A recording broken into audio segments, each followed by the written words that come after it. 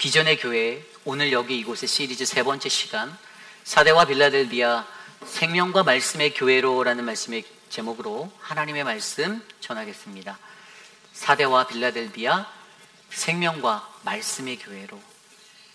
우리는 계속해서 요한 계시록의 말씀을 통하여서 과거에 그가 요한이 보았던 본일의 것들로 관한 그 기록, 그리고 2장부터 시작되는 2장과 3장의 이야기 속에 현재 일어나고 있는 일에 관한 이야기들을 7교회의 이야기로 통해서 우리가 듣고 있습니다. 이 7교회의 이야기들을 들여다보면 하나님께서 7개 소아시아에 있었던 7개의 교회들에게 그들에게 책망의 말씀 또는 축복의 권면, 이러한 약속의 말씀들로 말씀하고 계시는데요. 오늘은 우리에게 주시는 그 이야기가 사대교회와 빌라델비아 교회에게 주시는 하나님의 말씀으로 오늘 이 시대에 세워져 있는 우리 회빛 한인 장로교회는 어떠한 모습의 교회인지를 말씀을 통해 한번 점검해 보려 합니다. 여러분들이 생각하실 때 우리 교회는요, 하나님께 칭찬받기에 가까운 모습일까요? 아니면 책망이 더 큰 교회일까요? 한번 고민해 보셨습니까? 어떤 교회일 것 같습니까? 네, 칭찬받기에 가까운 교회 같으세요? 네, 긍정적인 마인드 너무 좋습니다. 원래 인생은 긍정적으로 살아야 돼요. 네. 그런데 자세히 또 들여다보면 우리 교회가 칭찬받지 못할 만한 모습들도 분명히 있을 수가 있어요. 물론 불완전한 세상에 불완전한 인간들이 모여 함께 만드는 하나님의 교회, 거룩한 성전이지만 여전히 우리는 부족하고 많은 것들이 연약하여서 하나님의 말씀을 통해 우리들을 비추어보고 점검하며 하나님의 그 은혜의 말씀에 귀 있는 자는 성령이 말씀하시는 그 음성을 바르게 듣고 우리 교회가 나아가야 할 그 길들을 바르게 세워나가는 것이 이 시대의 바로 비전의 교회, 건강한 교회입니다. 꿈이 있고 비전이 있는 교회는요, 바로 그러한 교회예요. 건물을 휘황찬란하게 짓는 교회가 아니라 어떠한 많은 사람들이 벌떼처럼 모여들어서 성전을 가득 채우는, 그래서 물질의 풍성함을 누리는 교회가 아니라 가장 아름답고 가장 복된 교회는 생명을 살리고 하나님의 말씀이 실천되어지는 믿음의 교회일 줄 믿습니다. 그래서 우리 사랑하는 회빛 한인 장로교회를 들여다보며 오늘 우리에게 주시는 이 계시록 3장 1절에서 13절까지의 말씀을 통해서 과연 우리 교회에게 주님은 어떠한 음성으로 오늘 이곳에 있는 우리 교회에게 말씀하시는가, 그 음성에 주목해 보시는 저와 여러분 되시기를 간절히 축복합니다. 오늘 가장 먼저 첫 번째로 사대와 빌라델비아 교회, 생명과 말씀의 교회로 첫 번째, 우리는 생명의 교회가 되기 위한 성령의 스타카토를 가져야 합니다입니다. 우리는 생명의 교회가 되기 위한 성령의 스타카토를 가져야 한다. 여러분, 오늘 말씀 1절에요. 오늘 말씀 1절은 사대교회에 대해서 이렇게 설명합니다. 사대교회의 사자에게 편지하라. 하나님의 7영과 7뼈를 가지신 이가 이르시되 내가 내 행위를 아노니 내가 살았다 하는 이름은 가졌으나 죽은 자로다. 아멘. 오늘 사대교회에 대한 평가는요, 너희가 살았다라는 이름은 가졌대요. 그러니까 액티브는 되어 있다는 거예요. 그런데 죽었대요. 서서히 죽어가고 있는 사대교회의 그 유명무실한 모습에 관해서 설명하고 있는 거예요. 이름은 있으나 아무 어떤 도움이 안 되고 어떠한 것도 영향력을 제대로 끼치지 못하는 교회가 바로 사대교회였다라는 것입니다.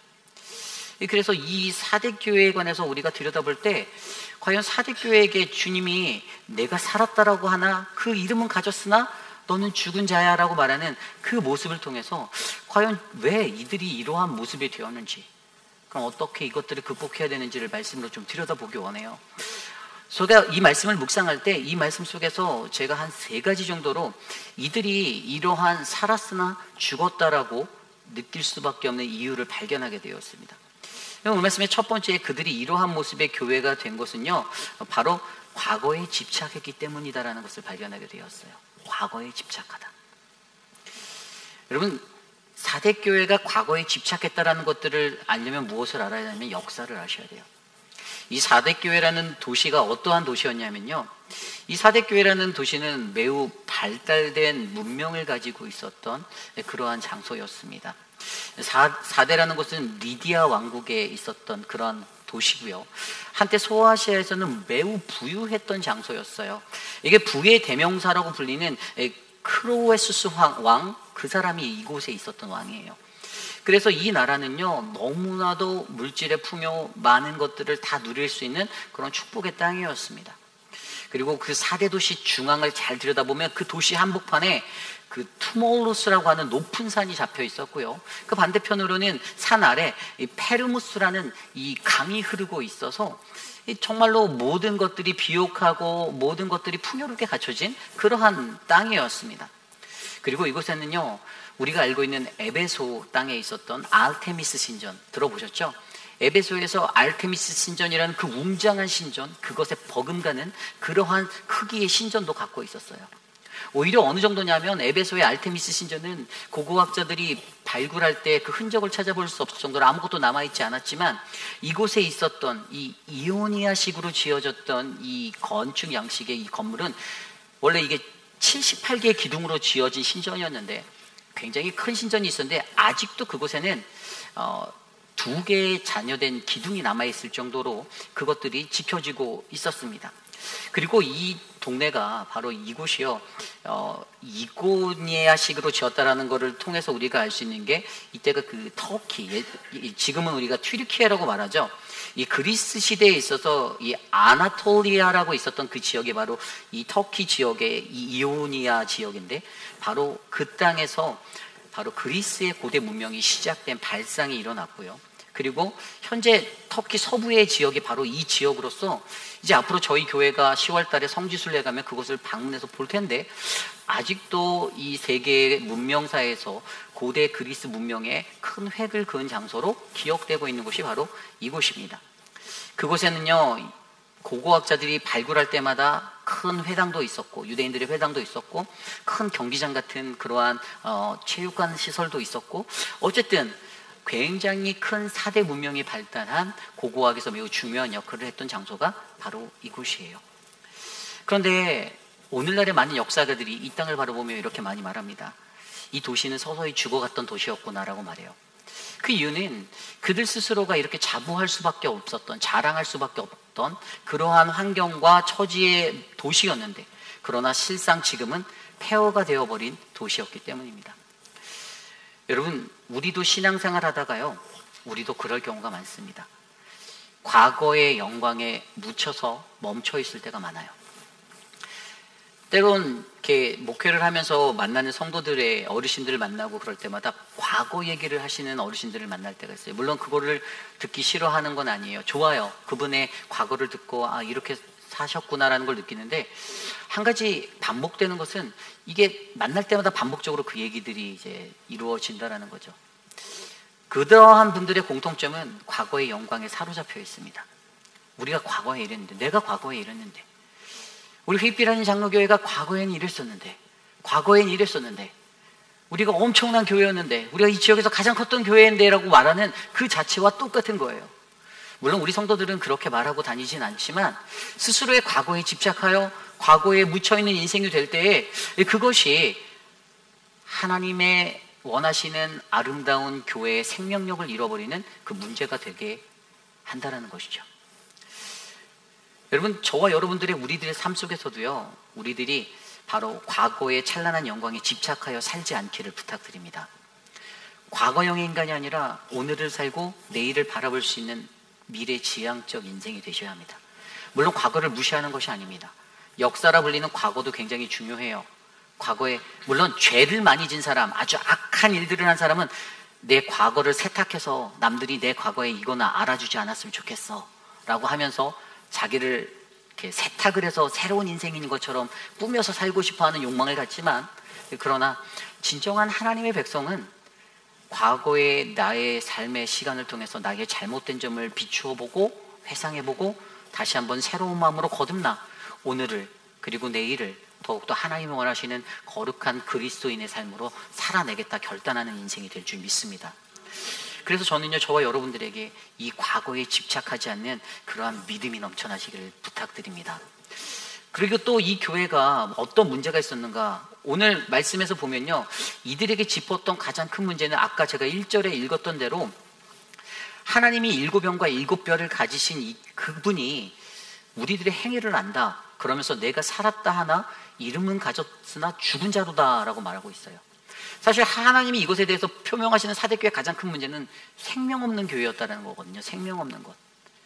이 생명 없는 문제의 그 첫 번째 문제가 아까 말씀드린 과거에 집착하고 있는 과거형의 모습으로 살아가는 그 문제. 두 번째는 뭐냐면요, 바로 이름만 가지고 살아가는 자들이에요. 이름만. 내가 살았다 하는 이름은 가졌으나 죽은 자로다. 무언가 살아있다라고 세상에 존재한다라고 등록은 되어져 있는 인생인데, 액티브 되어져 있는 인생은 맞는데, 그런데 죽어있다라는 거예요. 이게 영적인 의미가 무엇일까요? 여러분, 교회의 본질은 무엇입니까? 교회의 본질은 생명 살림입니다. 생명을 살리는 거예요. 하나님은 모든 죄인들을, 모든 이 땅의 인류를 구원하기 위해서 그의 아들 독생자 예수 그리스도를 우리에게 주셨습니다. 그런데 여전히 그들은요, 이름만 가지고 살아있다고 하나 그 이름은 가졌으나 죽어만 가고 있는, 서서히 죽음에 이르고 있는 그 형태에 치닫고 있었던 교회의 모습을 가졌어요. 생명력이 사라졌습니다. 형식은 있지만 생명이 없는 교회. 교회의 프로그램은 있고, 교회 예배는 있고, 교회가 선교도 하고, 교회가 이것저것 다 하긴 하는데 생명이 없는 교회. 그러한 모습이 오늘 사대교회의 모습이었다는 것이죠. 그래서 그것을 뭐라고 말합니까? 내 행위의 온전함을 찾을 수 없다라고 말하고 있어요. 내 행위의 온전함을 찾을 수 없다. 2절 말씀에. 아무리 들여다보아도 그 교회라고 말하는, 성도라고 말하는 자들의 행위의 온전함이 드러나지 않는다는 거예요. 분명히 성도라는데, 분명히 그리스도라는데, 하나님의 백성이라는데, 그런데 들여다보니 하나님의 백성 같지 않아요. 주일에 교회에 와서 회당 안에 들어와서는 하나님의 백성인 것처럼 예배하고 문 밖을 나가서는 세상 속에서는 온갖 겉모술수를 사용하고 모든 것을 동원하여 다른 사람을 짓밟고 자기의 이기적인 모습으로 자기의 유익을 구하며 살아가는 인생들이 그리스도인들이 많았다라는 것이에요. 사대교회에 이게 퍼져 있었다라는 것입니다. 그래서 예수님께서도요, 그 당시에 외식하던 바리새인들이나 유대인들, 그들을 보고 뭐라고 하였죠? 외식하는 자들, 너희들이 종교인이 되지 말라는 거예요. 종교인. 하나님은 한 사람의 종교인을 만들기 위해서 우리를 지으신 게 아닙니다. 우리로 하여금 생명이 되게 하시려고 우리를 불러주셨지, 우리로 하여금 그래 너 주일 성수 잘하고 내가 지키는 것대로 하는 그 유대교적 사상, 바리새적인 그런 형식주의적인 신앙이 되지 말라라는 그 말씀을 우리에게 계속해서 말씀으로 전해주시는 겁니다. 그래서 디모데후서 3장 5절에도 바울이 그렇게 고백하잖아요. 외식에 빠져 살아가는 우리들의 모습을 보고 경건의 모양은 있으나 경건의 능력은 없다라는, 그것을 부인하는 사람들. 저는 오늘 이곳에 계신 저와 여러분들이 사대교회가 가졌던 이 이름만 가진 그리스도인이 되지 않기를 부탁드립니다. 이름만 가진 그리스도인, 모양만, 겉모습만 그리스도인이에요. 어디 가서 사람들에게 나 교회 다녀, 나 그리스도인이야, 나 교회에서 집사야, 나 우리 교회 집사 받았어, 이렇게 얘기하고 밖에 나가서 사는데 다른 사람하고 뭐 하면서 그냥 그리스도인의 향기는 전혀 안 나게 이것저것 가진 나쁜 짓을 다 해서 동네에서 가장 유명한 그 현상금 붙은 사람이 되는 것이 아니라 정말 저 사람 너무 멋있다. 우리 교회에 그런 분들이 많이 계시잖아요. 그런 분들 계세요. 정말 일체 드러내지 않고, 우리 이광열 장로님 저렇게 하시는데도 토요일마다 한 번도 안 빠지고 오셔서 그거 작업, 저렇게 영상에 인터뷰 안 나와도 아무 말도 안 하시는 우리 장로님, 정말 목회자들로 하여금 존경할 수밖에 없게 만드는 그러한 분들 너무 많이 계세요. 남몰래 오른손이 하는 거 왼손이 모르게 그 겸손한 믿음으로 이름만 드러내고 나 그리스도인이야, 그리스도인이야, 이것이 다가 아니라 정말로 진정한 그리스도인의 모습이 무엇인지를 고민하며 하나님의 영광 돌리는, 그래서 생명에 살아 넘치는 그 믿음의 사람이 우리가 되기를 간절히 소망합니다. 그리고 세 번째 모습으로 보이는 게요, 이들에게 가졌던 문제가 현실 안주와 도전이 상실된 모습을 가졌다는 거예요. 왜 사대교회가 생명을 잃어버렸을까를 들여다보니 이들이 현실에 안주했어요. 여러분, 이곳은요 철옹성과 같은 곳이었습니다. 이 사대가 있었던 이 지역에는요, 이 사면 중에서 남쪽 사이드만 그냥 오픈되어 있었고 3면이 암벽으로 이렇게 되어져 있었어요. 다 암벽이에요. 그러니까 이 사람들은 고지대에 있었기 때문에 해발도 굉장히 높은 엘리베이션 위치에 있었기 때문에 우리 동네는 그 누구도 쳐들어올 수 없어라는 마음이 오래전부터 있었어요. 그리고 그 긴 역사 속에서 별로 침범도 당하지 않았어요. 딱 2번 당했어요. BC 6세기 때 고레스에 의해서, 페르시아의 고레스에 의해서 한 번 점령당하고, 그 뒤에 200년 뒤에 그 시리아의 왕으로 있었던 안티오쿠스 에피파네스에 의해서 점령당한 그 2번이 전부 다예요. 얼마나 이 사람들이 그것에 대한 자부심이 있었을까요? 우리는 안전하다. 우리는 절대 이성을 뺏기지 않을 거야. 거기에 플러스로 물질적 풍요까지 넘쳤습니다. 뭐 너무나도 가진 게 많다 보니까 어떻게 돼요? 내적으로는 자신이 갖고 있는 안일함 때문에 피폐하게 되었고, 또 어떤 신앙적으로는 종교적 부도덕함이 생겨서 오히려 그곳에 그 시벨리 여신이라는 그리스의 그것을 섬기는 그런 우상들이 판을 치게 만들었습니다. 로마 황제를 숭배하는 그 숭배도 넘쳐났고, 뭐 갖가지 부도덕한 것, 하나님이 보시기에 아름답지 않은 일들이 그 땅을 덮었습니다. 그러한 인생들이 갖고 있었던 위기가 무엇입니까? 현실에 안주하며 살아간다는 거예요. 너무나도 많은 것들이 다 갖춰져 있으니 나는 괜찮아, 나는 이 정도면 괜찮아, 두렵지 않아, 뭐 너무나도 편안해라고 느끼며 살아가는 것이죠. 그러다 보니 도전도 하지 않습니다. 오히려 오늘이라는 현상을 유지하고 안주하는 것에만 목숨을 걸고 살아갑니다. 비전도 없어요. 꿈도 없어요. 더 이상의 큰 기대와 목적도 두지 않습니다. 왜냐하면 이미 그들은 모든 것이 평안하다라는 거죠. 여러분, 오늘 이 시대를 살아가는 우리들의 교회도 이렇게 될 수가 있습니다. 지금 우리가 갖고 있는 것에 안주할 때 너무나도 좋사오니 하나님의 말씀대로 우리가 살아갈 때 지금 주님 너무 좋아요. 교회가 너무 평안한 것 같아요. 내 가정이 너무 평안합니다. 별로 신앙적인 부대낌도 없는 것 같아요. 너무나도 좋아요. 그러나 가장 좋은 것은요, 하나님의 거룩한 성전, 비전의 교회 안에서 우리들의 심령이 영적 갈등을 느끼며 갈급함을 해결할 수 있는 그 삶의 문제를 가지고, 나의 인생의 모습을 가지고 고민하고 하나님의 말씀을 비추어 보아 내가 이렇게 살면 안 되는데, 내가 앞으로 이렇게 살면 안 되는데, 내가 이제는 변화돼서 더 거룩한 모습으로 살아가야지라고 다짐하는 그 영적 전쟁이 솟구쳐나는 그 장소가 하나님의 가장 축복받은 장소라는 것을 기억하시길 바랍니다. 현실에 안주하는 것, 그것은 도전을 하는 것을 잃어버리는 겁니다. 우리가 도전하지 않고 어떻게 하루하루 살아갈 수 있겠습니까?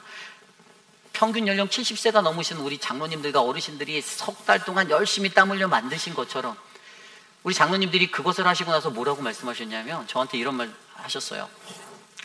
목사님, 다음에는 또 다른 것들을 남준도회가 또 이렇게 할 수 있다는 희망을 가졌다고 우리 김민준 장로님 저한테 얘기하시더라고요.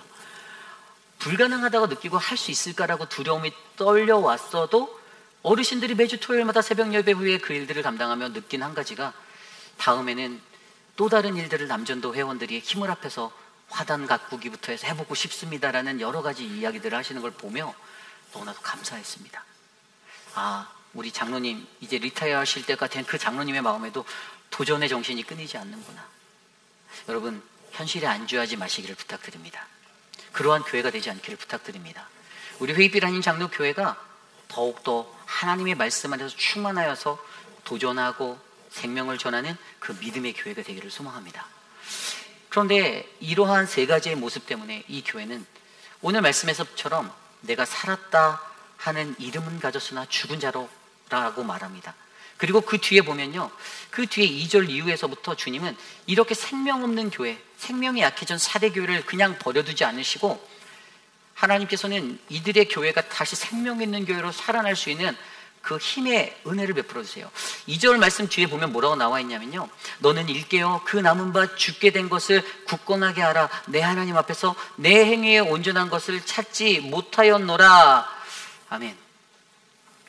여기부터 이제 시작되는 말씀에 하나님이 성령의 스타카토라고 말하는, 이 누가 만들었냐면 제가 말한 거예요. 제가 이름을 붙였어요. 성령의 스타카토라고 말하는 5스텝의 이 자신들의 잃어버린 생명을 회복하는 방법에 대한 것을 알려줘요.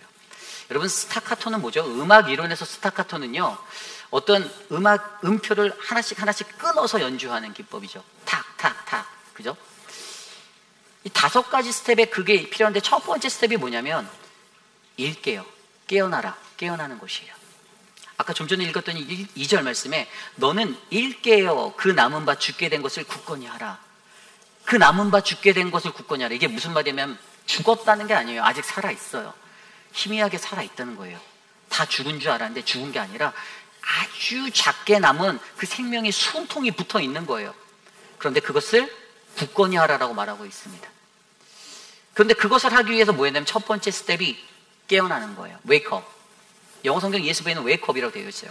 헬라어로는 디누 그레고론이라는 단어예요. 이것은 현재 미래 완료, 현재 능동분사가 합쳐져서 계속적으로 우리가 무엇을 상기하고 일으켜서 내가 깨어있는 그 정신 상태를 말하는 겁니다. 신앙인에게 가장 중요한 것은요, 성령 충만함으로 깨어있는 것입니다. 혼미함으로 나를 만들고 나를 덮는 것이 아니라 내가 언제나 깨어있는, 다른 말로 하면 영적 각성이에요. 영적으로 깨어있는 거예요. 여러분, 인간이란 존재가 얼마나 혼미한지 아십니까? 여기에서 이 말 들으면 이 말이 맞는 것 같고 이쪽에 가서 이 말 들으면 이 말이 맞는 것 같고, 이게 인간의 우리의 연약한 모습이에요. 그런데 거기 안에서 우리가 하나님의 말씀대로 이 길을 걸어갈 때 가장 중요한 건 우리가 깨어있어서 각성에 있는 거예요. 웨이크업하에 있는 거예요. 아주 새록새록한 모습으로 상쾌한 공기를 마시며 신앙생활하는 그 인생이 저는 저와 여러분들의 인생이 되기를 소망합니다. 그들이 갖고 있었던 오랜 역사와 전통 속에 자신들이 가졌던 안일함과 자신들의 자부심, 자랑함들, 그것들에 안주하고 사무쳐지지 않고 늘 깨어있어서 이것이 하나님의 말씀대로 살아가는 길인가 아닌가를 그들 스스로가 물으며 나아갔다는 것이죠. 그리고 두 번째 스텝은요, 굳건하게 하라, 굳게 하라, 바로 이겁니다. 저는 이것을 영적 성숙이라고 말해요. 헬라어로 스테로손이라는 단어입니다. 이것은 남은 것을 굳게 하라, 남은 것이 다 소멸되기 전에 굳건하게 하라라는 그 이야기라고 제가 아까 말씀드렸는데, 굳게 한다라는 것은요, 그것들이 꺼지지 않도록 굳세게 붙잡는 거예요. 우리에게 호흡할 생명이 조금 남아있으면, 우리 교회가 생명의 교회가 되기 위해서 살아가는데 우리가 좀 잘못하여서 그 생명이 점점 사그라들어서 기운도 빠지고 모도 빠지고 생명력 없는 교회같이 느껴질 때, 작게 남은 그 생명을 다시 붙잡고 다시 일어날 수 있도록 거기에 힘을 줘서 그걸 놓치지 않도록 꽉 붙잡으라는 것입니다. 저는 저와 여러분들, 우리들이 이런 신앙의 사람들이 되기를 소망합니다. 굳게 붙잡으셔야 돼요. 무엇을요? 하나님의 말씀을요. 소망을 붙들으셔야 합니다.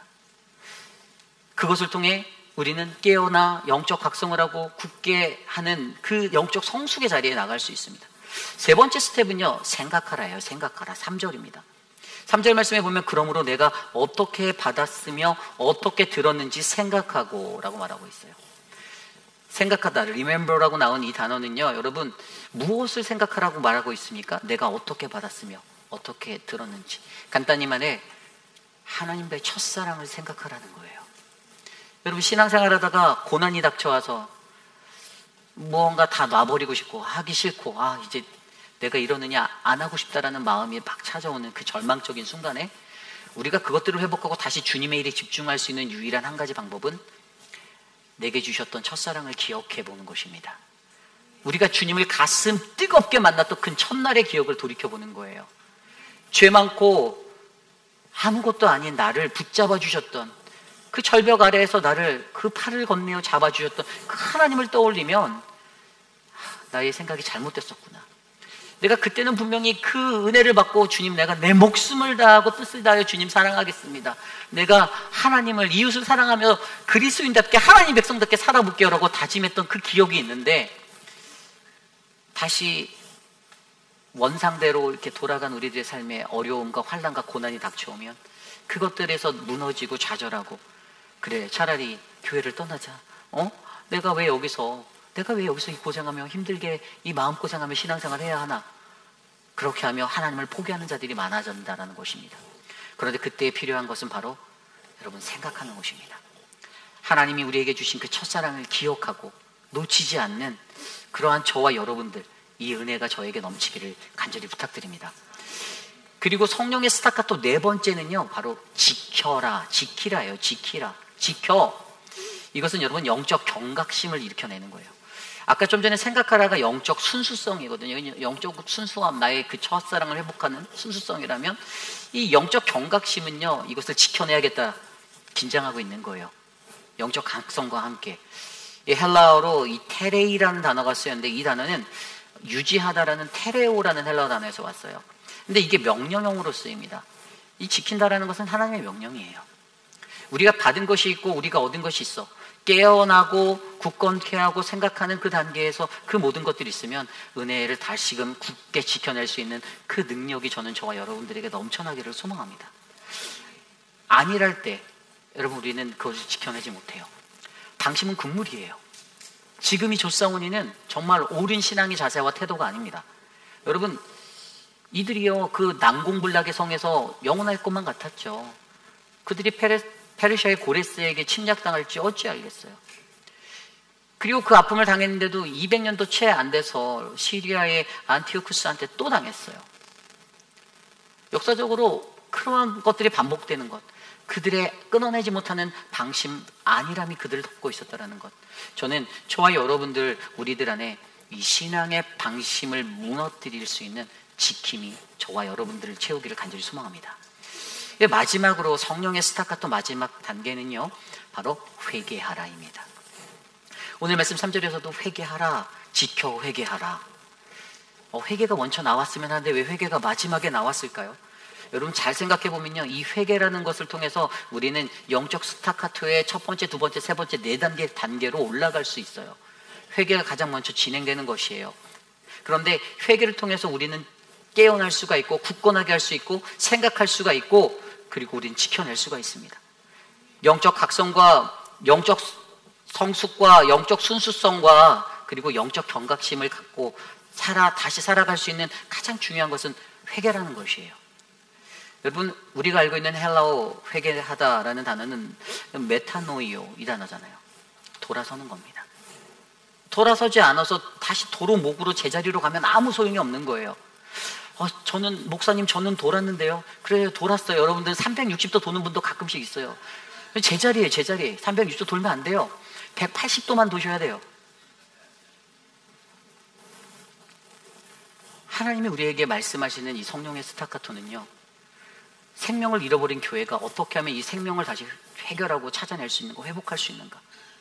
우리의 영이 깨어야 하고, 우리가 굳세게 하고, 우리가 그것을 다시 생각하고, 우리가 그것을 지켜낼 때, 그리고 회개할 때, 이 성령의 스타카토가 딱딱딱딱 5번씩 계속해서 무한반복으로 돌아갈 때 저와 여러분들의 삶은 하나님의 은혜를 전할 수 있는 생명의 교회가 될 줄 믿습니다.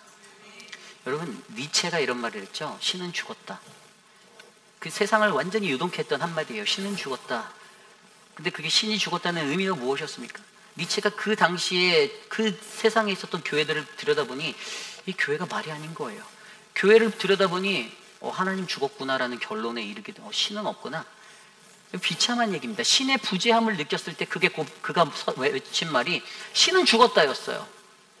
여러분, 이 시대에 많은 교회들, 다 자기들 교회들이 다 잘났다라고 외치는 교회들 많아요. 우리 교회가 제일 훌륭하대요. 그런데 여러분, 정말로 훌륭한 교회는요, 그 말을 하지 않아요. 그리고 더 중요한 건 생명 있는 교회가 진짜 교회입니다. 교회에 생명이 있어야죠. 아무리 교회에 실버 대학이 있고, 아무리 교회에 한국학교가 있고, 아무리 교회에 열린 찬양 예배가 있으면 뭐합니까? 생명이 없는데. 그죠? 교회에 생명이 필요하잖아요. 아니, 열심히 땀 흘려서 찬양팀이 열린 예배를 준비했는데 고작 참석하는 인원은 30명 정도밖에 안 되면 저분들이 피땀 흘려서 열심히 준비한 그 은혜가, 성령의 은혜가 전달이 되는 그 자리가 다 채워지지 않으면 너무나도 안타깝잖아요. 교회라는 공동체가 무엇 때문에 교회라는 공동체일까요? 이민자들의 삶의 외로움을 달래주는 친교의 장소? 무료로 점심을 주는 너무나도 따뜻한 나눔의 식사의 터? 아니에요. 교회는 살아계신 하나님의 생명이 있어서 지치고 고난 영혼이 위로를 받고 이 세상을 살아갈 때 악에 빠지지 아니하고 하나님의 말씀대로 거룩한 백성으로 이 세상을 감당해낼 수 있는 그 생명이 바로 하나님이 선택하신 이곳에 있기 때문입니다. 여러분, 저는 우리 교회가 생명력 있는 교회가 되길 원합니다. 구원받은 이들이 많아지는 역사가 우리 교회에 있길 원합니다. 그리고 삶의 변화가 일어나는, 그래서 우리를 통하여서 이름은 있으나 열매가 없는 죽어버린 교회가 아니라 그 이름값하는 교회가 저는 우리 사랑하는 회입비라는 장로교회 저와 여러분 우리 모두가 되시기를 간절히 축복합니다. 이것이 오늘 말씀의 첫 번째 사대와 빌라델비아 생명과 말씀의 교회로 우리는 생명의 교회가 되기 위한 성령의 스타카토를 가져야 한다입니다. 오늘 마지막으로 두 번째 사대와 빌라델비아 생명과 말씀의 교회로 두 번째는요, 우리는 하나님의 인내의 말씀을 가져야 한다입니다. 우리는 말씀의 공동체가 되기 위해 하나님의 인내의 말씀을 가져야 한다. 오늘 말씀 7절 이후의 말씀입니다. 7절 말씀은 이렇게 시작돼요.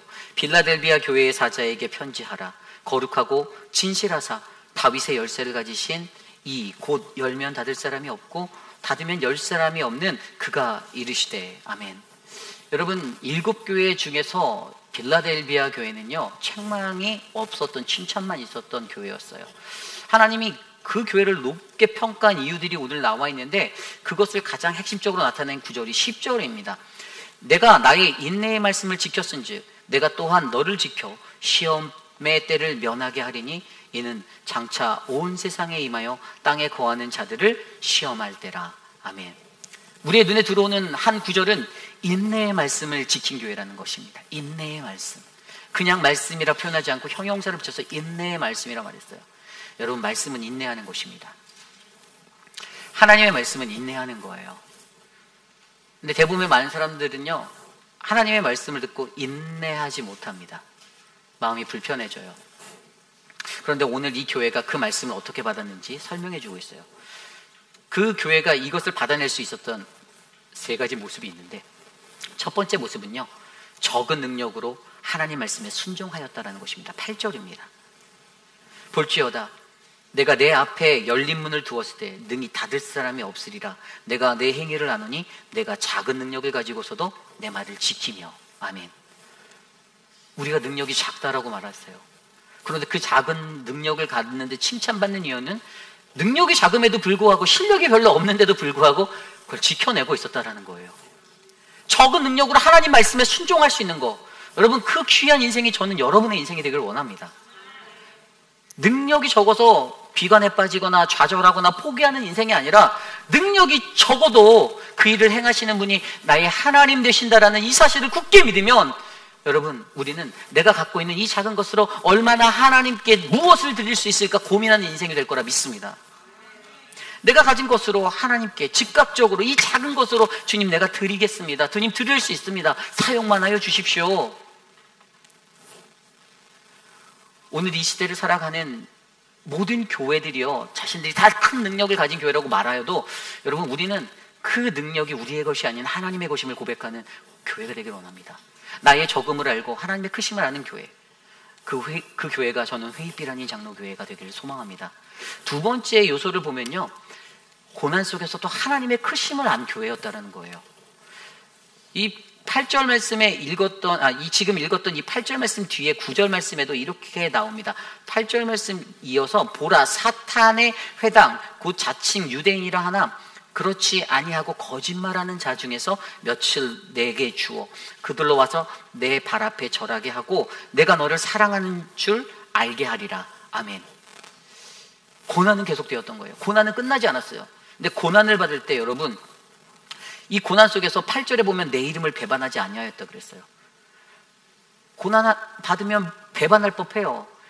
우리가 일제강점기에 있을 때에도 많은 이들이 하나님 배반했어요. 그런데 여러분, 오늘 이들은요, 그 고난이 있었음에도 불구하고 배반하지 않았다라는 거예요. 그리고 그것들의 고난이 어떤 고난이었는가를 들어봤더니 좀 전에 읽었던 9절 말씀에 자칭 유대인이라고 하는 사람들, 고난이요, 믿는 사람 때문에 더 컸던 거예요. 여러분, 고난은요, 안 믿는 자들이 주는 고난보다 같이 믿는 사람들 때문에 받는 고난이 신앙생활 할 때 더 큽니다. 그렇지 않습니까? 여러분들 삶들 들여다보세요. 여러분들이 밖에서 부딪히는 문제보다 제가 봤을 때 교회에서 같이 몸 섞어가며 신앙생활 할 때 관계성의 문제 때문에 오는 그 고난이 훨씬 많을 것 같은데요. 그렇지 않나요? 거의 그렇습니다. 근데 그들은 스스로 자칭 유대인이래요. 유대인은 뭐죠? 나는 하나님의 선민이야. 나는 하나님 택하신 가장 우리만의 이 우월주의에 사로잡힌 사람들이 어떡합니까? 핍박해요. 여러분, 교회 오래 다닌 사람들 때문에 새 가족들이 교회를 떠나는 경우들이 종종 있습니다. 그럼 무슨 문제죠? 아니, 왜 그럴까요? 텃세 때문이죠. 네. 내가 이게 오래 다녔는데 어디서 새 가족이 이렇게 굴러서 오진 않지. 걸어 들어오셨지. 걸어서 들어왔는데, 이게 뭐 본인들의 룰과 본인들의 것들을 말하면 이 새 가족분들이 그거 들으면 불편해지는 거예요. 나도 이 동네 살면서 좋은 교회 만나기 위해서 이렇게 구글 검색했더니 니네 교회가 먼저 떠서 내가 와봤는데, 야, 이거 너무 아니지 않냐. 편가르게 하고, 말로 사람 편가르게 하고, 이간질 시켜놓고, 그죠? 그렇게 해서 사람들 관계 멀리 떨어뜨려 놓고 활동 못하게 만들고, 물론 우리 교회 얘기가 아니고 저기 어디 시베리아나 가 있을 만한 법의 교회인데, 그런 일들이 비일비재하게 교회 안에서 일어난다는 거예요. 여러분, 왜 그럴까요? 닥쳐오는, 마주하는 고난 속에서 하나님의 크심을 알지 못하고 순종할 수 없기 때문입니다. 고난 속에서 하나님의 크심을 아니까 배반하지 않는 거예요. 고난 속에서 하나님의 크심이 아니까 그 동역자들이 주는 그 고난도 참아낼 수 있는 거예요. 여러분, 저는 저와 여러분들 우리의 삶 속에 바로 이러한 고난 속에 하나님의 크심을 알고 순종할 수 있는 믿음이 커지기를 소망합니다. 그리고 세 번째는 어떤 게 보였냐면, 이 교회 빌라델비아가 가졌던 모습 중에 세 번째가 선교로 나아가는 교회의 모습을 가진 거예요. 7절 말씀에 아까 제가 읽어드렸던 말씀에 보면 다윗의 열쇠를 가지신 이라고 나와 있어요. 다윗의 열쇠를 가진 사람 누굴까요? 그리스도예요. 그런데 그가 열면 닫을 사람이 없고 닫으면 열 사람이 없는 그가 말씀하시는 거예요. 여러분, 우리가 믿는 하나님, 우리가 믿는 그리스도는 바로 이 다윗의 열쇠를 가지신 분이십니다.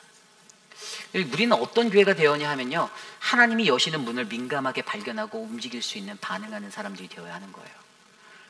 이 영적 민감성이 필요하다는 거예요. 이 키 오브 데이비드라고 말한 이 열쇠, 그 열쇠. 우리 저기 체육관 기쁨관 2층도 올라가시려면 열쇠가 필요해요. 거기도 저희가 잠가놨어요. 왜 잠가놨냐? 우리 어린 아이들이 올라가서 혹시라도 다칠까봐 잠가놔서 이미 모든 교우들께 저희가 그 사랑방장을 통해서 비밀번호를 알려드렸어요. 교회 전화번호 뒷자리 4자리예요. 2466. 근데 그 번호를 모르면 그 방에 들어갈 수가 없는 거예요. 번호를 알아야 돼요. 근데 그 키가 누구에게 있다고요? 바로 하나님, 우리가 믿는 하나님, 그리스도에게 있어요. 여러분, 성경이 말해주는 것은요, 하나님은 언제나 항상 우리들의 문을 열어주시는 분이셨습니다. 그렇지 않나요? 선교를 들여다볼까요?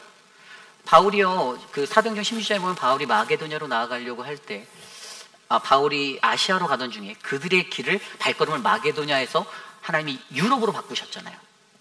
그렇죠? 환상을 보이셔서 그 유럽의 문을 열어주셨어요. 사도행전 14장 27절 28절에도 이렇게 기록되어 있어요. 이리로 교회를 모아 하나님이 함께 행하신 모든 일과 이방인들에게 믿음의 문을 여신 것을 고하고 제자들이 함께 오래 있으니라. 아멘.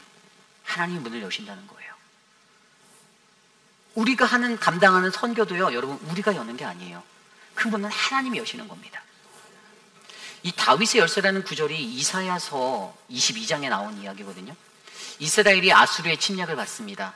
그런데 그때 셈나라는 사람들이, 그 중에서 반역자가 생겼는데, 셈나라 사람 중에 반역자가 생겼는데, 그 사람이 이 궁에 출입하고 곡식도 마음대로 할 수 있는 이 키를 가졌어요. 그래서 하나님의 결단은요, 하나님이 새로운 한 인물을 등장시켜서 그곳에 그 키를 가진 사람의 위치를 바꿔버리는데, 그때 등장한 사람이 엘리야김입니다. 엘리야김에게 열쇠를 맡겨 마음대로 궁을 출입하게 하고 그것들을 관장하게 하셨습니다. 그리고 그 엘리야김이 뭐죠? 예수 그리스도의 모형이다라고 성경은 우리에게 증거하죠. 그리스도의 모형이다. 여러분, 저와 여러분들, 오늘 우리에게도 오늘 빌라델피아 교회에 주셨던 다윗의 열쇠를 가지신 그분이 함께 하심을 믿으시기 바랍니다.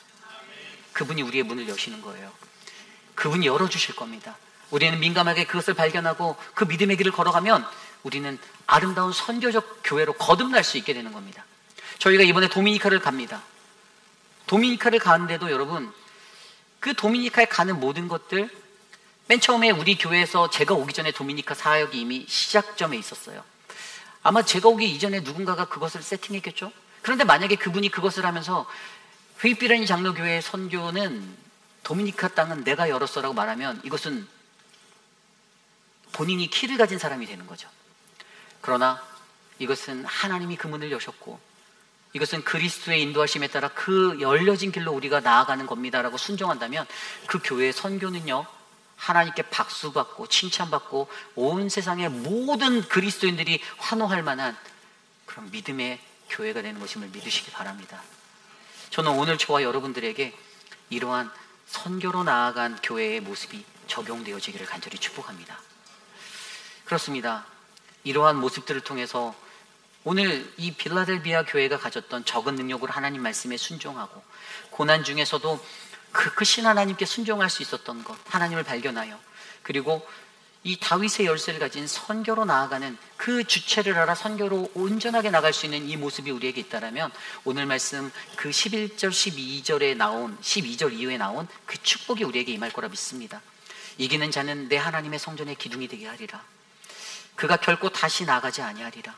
내가 하나님의 이름과 하나님의 성 곧 하늘에서 내 하나님께로부터 내려오는 새 예루살렘의 이름과 나의 새 이름을 그 위에 기록하리라. 아멘. 여러분, 환난 중에 우리를 지켜주신다는 하나님의 약속을 믿으시기 바랍니다. 그리고 우리의 이 거룩한 회빛라인 장로교회 성전에 우리가 성전 기둥이 되게 하겠다는 그 하나님의 약속을 바라보시길 바랍니다. 그 기둥에 이름을 새겨주시겠다라는, 첫째로는 하나님의 이름을 새기고, 둘째로는 새 예루살렘이라는 천국의 이름을 새기고, 셋째로는 바로 저와 여러분 우리들의 이름을 새겨 하나님과 함께 할 수 있는 축복받은 인생이 바로 우리 모두의 인생, 바로 하나님의 인내의 말씀을 지킨 교회, 우리 교회가 되기를 소망합니다. 이제 말씀을 정리하고자 합니다. 여러분, 세상에는 많은 교회가 있습니다. 너무나도 많은 교회가 있습니다. 그런데 그 많은 교회 속에서 문 닫힌 교회도 많습니다.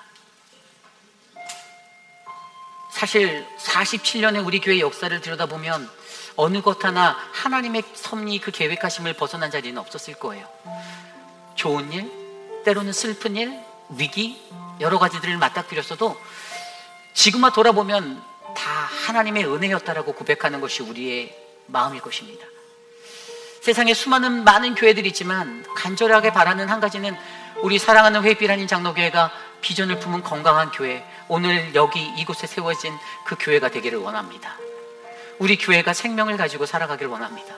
나를 자랑하고 나를 드러내고 내 것을 나타내기 위해서 몸부림치는 그 안타깝고 불쌍한 인생, 그러한 인생이 아니라 어떻게 하면 한 영혼을 그리스도께로, 어떻게 하면 그 영혼이 건강한 영혼이 되도록 몸부림치고 그 생명에 목말라 하는 그 칼급함이 우리들 심령에 터져나와서 하나님, 내가 예수를 제대로 믿게 하시고 하나님, 세상에 있는 수많은 사람들에게 하나님의 복음을 전할 수 있는 그 은혜의 사람이 되게 해주십시오.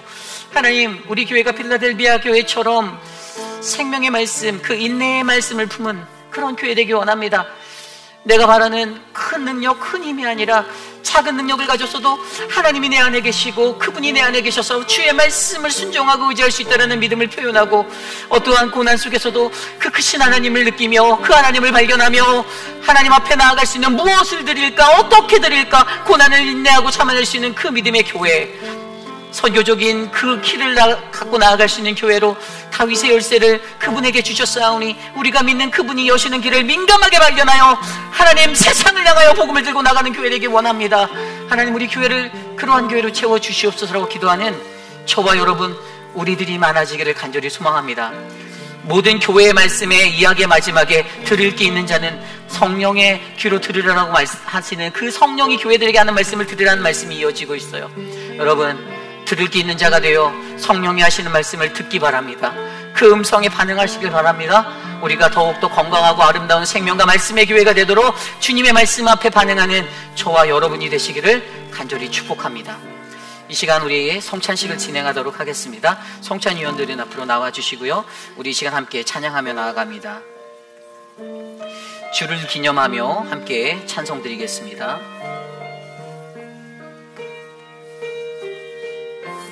주를 기념하며, 주를 기념하며 떡과 잔을 나누는 시간, 주를 향한 향한 우리의 고백, 주를 사랑합니다. 주님을 기념하며, 주를 기념하며 떡과 잔을 나누는 시간, 주를 향한 우리의 기도 이곳에 함께 하소서. 우리 하나님 더 높이 찬양할까요? 주를 기념하며 떡과 잔을 나누는 시간, 주를 향한 우리의 다짐, 주의 길을 따르리.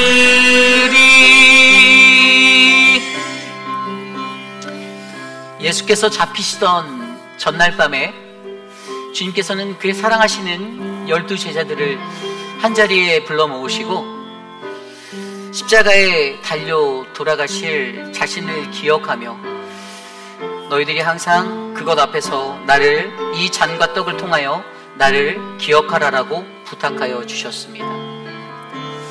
여러분, 이 떡은 우리에게 영생을 주시기 위해 십자가에 달려 돌아가신 주님의 거룩한 몸이십니다. 그리고 이 잔은 우리를 죄의 수렁에서 건져주시기 위하여 십자가에 달려 흘리신 거룩한 주님의 보혈입니다. 하나님의 그 은혜로 구원받은 믿음의 백성들, 거룩한 믿음의 공동체의 모든 백성들은 주님이 말씀하신 이 명령을 따라 이 떡과 잔을 나누며 주님을 기억하는 그 아름다운 성찬 예식에 참여해야 할 의무와 책임을 가지고 있습니다.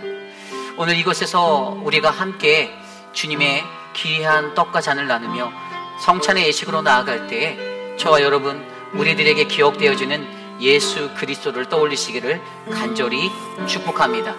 고린도전서 11장 27절부터 29절까지 말씀에, 그러므로 누구든지 주의 떡이나 잔을 합당하지 않게 먹고 마시는 자는 주의 몸과 피에 대하여 죄를 짓는 것이니라. 사람이 자기를 살피고 그 후에야 이 떡을 먹고 이 잔을 마실지니 주의 몸을 분별하지 못하고 먹고 마시는 자는 자기의 죄를 먹고 마시는 것이니라. 아멘. 주님께서는 성찬의 예식을 하시기 전에 사랑하는 제자들에게 이 떡과 잔을 받기에 합당한 모습으로 준비하라라고 말씀하셨습니다. 오늘 이곳에 있는 우리 모두가 하나님의 거룩한 성찬 예식에 참여할 그러한 마음이 준비되었는지, 내 안에 여전히 끊어지지 않는 죄의 자리는 없는지 점검해보며 이 시간 가장 먼저 우리의 죄된 모습을 회개하는 회개의 기도를 드리며 나아갑니다. 하나님의 거룩함 앞에 우리가 나왔습니다. 주님, 우리를 성별하시고 구별하시어 부르신 하나님이 이 예식에 참여할 수 있는 믿음의 모습으로 하나님 나를 채워주시고, 하나님 나를 붙잡아 주시고 나를 만져주시옵소서. 주님의 몸과 주님의 피를 받습니다. 하나님, 이것이 헛되지 아니하도록 하나님 우리에게 은혜를 베풀어 주시옵소서. 고린도전서 11장 23절 24절 말씀에 고 주 예수께서 잡히시던 밤에 떡을 가지시고 축사하며 떼어 이르시되, 이것은 너희를 위하는 내 몸이니 이것을 행하며 나를 기념하라 말씀하셨습니다. 이것은 우리를 위해 십자가에 달려 돌아가신, 우리에게 영생을 주시기 위해 십자가에 달려 돌아가신 거룩하신 그리스도의 몸입니다. 이 시간 우리가 함께 이 떡을 나눌 때에 주님의 크신 은혜가 우리 안에 가득하게 기도합니다. 이것은 우리에게 영생을 주시기 위해 십자가에 달려 돌아가신 주님의 몸입니다.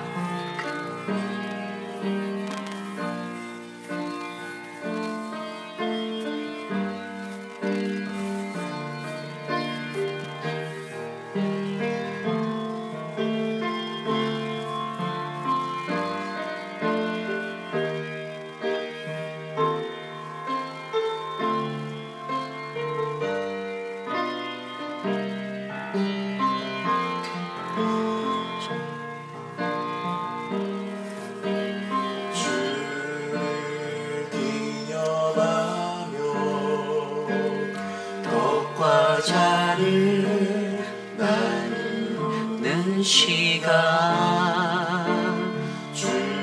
향한 우리의 고백 주를 사랑합니다.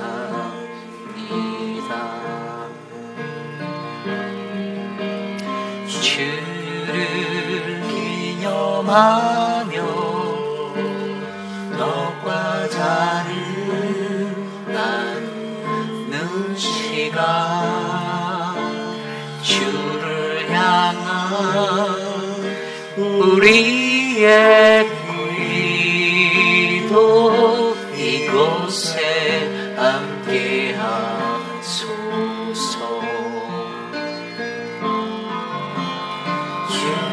주를 기념하며 떡과 잔을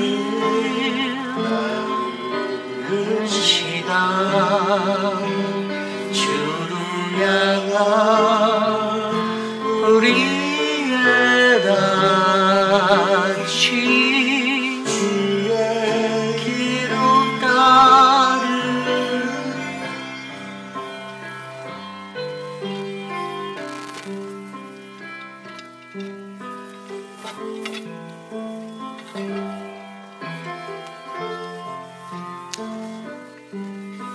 이 시간 우리 함께 우리에게 영생을 주시기 위해 십자가에 달려 돌아가신 그리스도의 몸을 기억하며 함께 이 떡을 나누겠습니다. 이 떡은 우리에게 영생을 주시기 위해 십자가에 달려 돌아가신 주님의 몸입니다.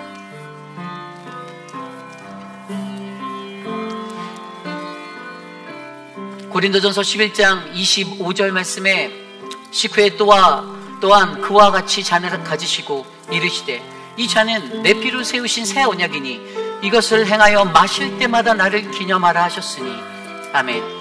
이 시간 우리의 죄를 씻기기 위해 십자가에 달려 돌아가신 십자가에서 흘리신 그분의 보혈을 기억하며 함께 이 잔을 나누겠습니다. 이 잔은 우리의 죄를 씻기 위해 십자가에서 흘리신 그리스도의 보혈입니다.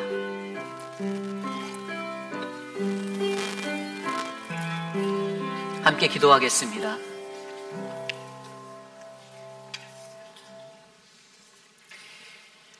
하나님, 독생자 예수 그리스도를 이 땅에 보내주심에 감사드립니다. 우리의 죄를 사하기 위하여 대신 제물 되신 예수 그리스도의 사랑과 공로로 이제 우리는 하나님과 화평을 이루고 영원한 천국을 소유하게 되었음을 믿습니다. 주님, 우리가 이 땅에 살면서 세상의 빛과 소금으로 충성된 그리스도의 제자로 주님 오시는 그날까지 성실하게 살아갈 수 있도록 도와주시옵소서. 예수 그리스도의 이름으로 감사하며 기도드렸사옵나이다. 아멘. 모두 자리에서 일어나서 오늘 우리에게 주신 말씀을 기억하며 함께 찬양하기 원합니다. 우리는 거룩한 주의 백성이오니 함께 찬송드리겠습니다.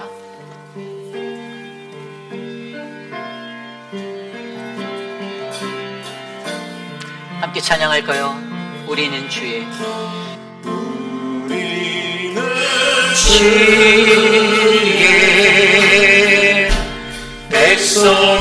백성이오니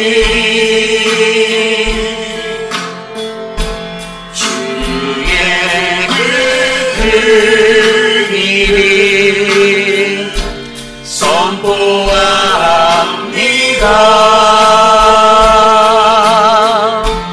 이곳 어두운 세상에 빛으로 부르셨네.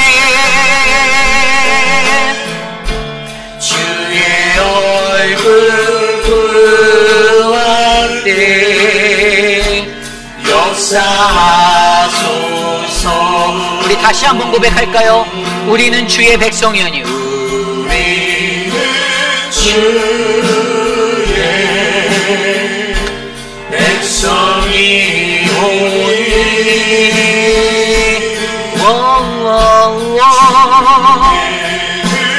그 이름 선포합니다.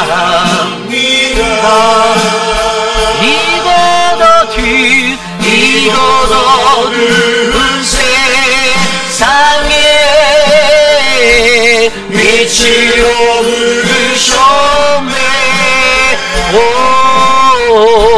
주의 얼굴을 받되 역사하소서. 교회를 세우시고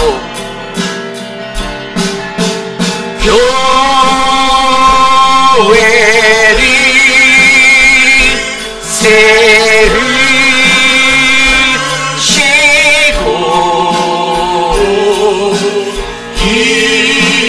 기타 고쳐주소서. 주님 나라 주님 나라 임하시고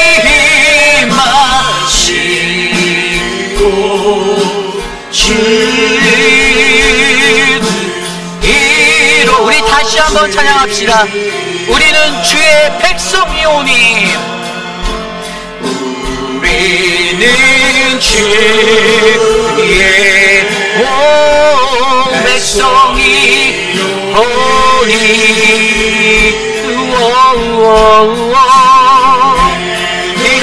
그 일을 선포합니다.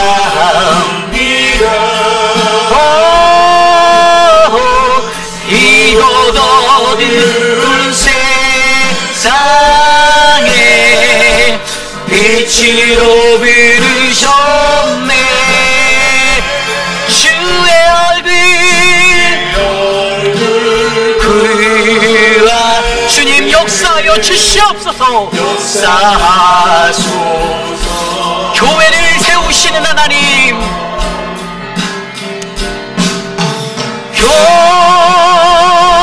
교회를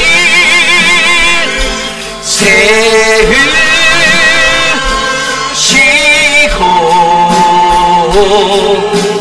이 땅 고쳐주소서.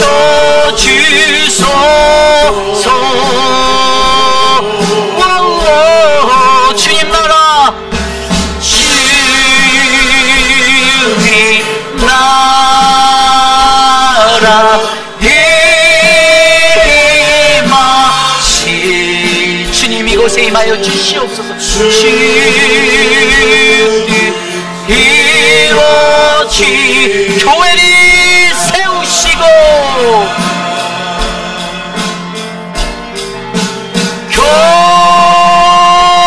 교회를 세우시고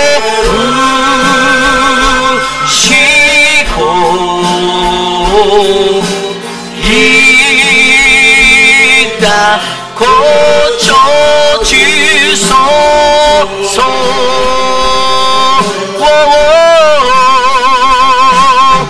주님 나라 임하시.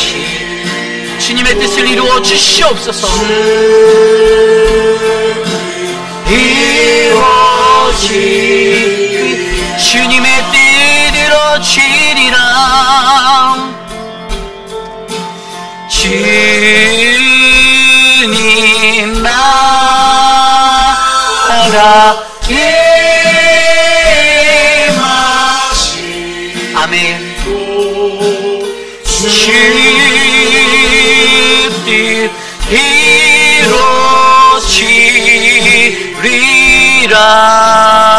이루어지리라. 참으로 존귀하신 하나님, 오늘 여기 이곳에 있는 우리 회의빌 아닌 장로교회가 하나님의 뜻이 이루어지는 거룩하고 복된 교회 되기를 간절히 소망합니다. 세상에 있는 수많은 교회, 하나님 그 십자가 탑이 아닌 이곳에서 생명력 있게 살아 넘치시는 예수 그리스도의 은혜, 그 구원의 역사가 펼쳐지는 교회, 하나님의 말씀에 따라 좌로나 우로나 치우치지 않고 하나님의 온전한 거룩하심을 따라 살아가는 교회가 바로 우리 교회가 될 수 있도록 주님 복을 내려 주시옵소서. 사랑하는 성도들의 가정마다 그 피 묻은 그리스도의 복음이 하나님 전달되고 선포되어 저들이 가는 곳곳에서 주님의 거룩하심을 따라 살아가는 믿음의 백성들이라 칭찬받는 백성들이 되도록 그 가정을 돌보아 주시옵소서.